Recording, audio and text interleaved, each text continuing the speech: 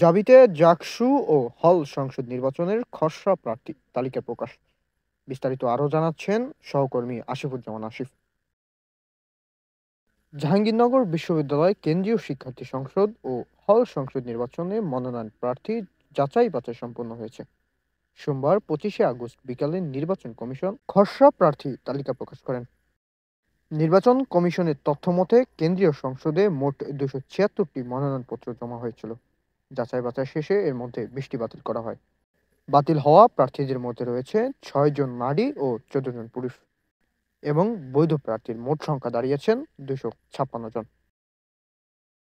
বিশ্ববিদ্যালয়ের registrar A K M. Rashidul ইসলাম senate হলে খসড়া তালিকা প্রকাশের বিষয়টি নিশ্চিত করেন।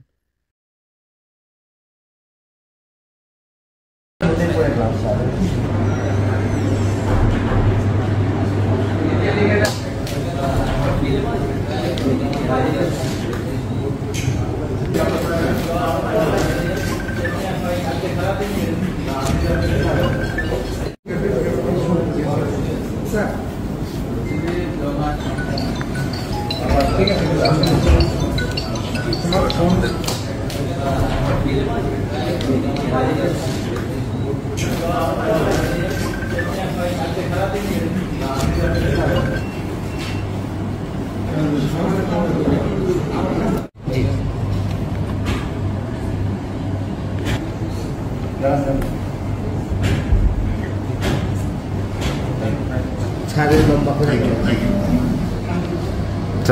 হ্যাঁ ভাই লিডার এটাই হচ্ছে মেন সুবিধা বুঝছেন জাহাঙ্গীরনগর এটাই মেন সুবিধা।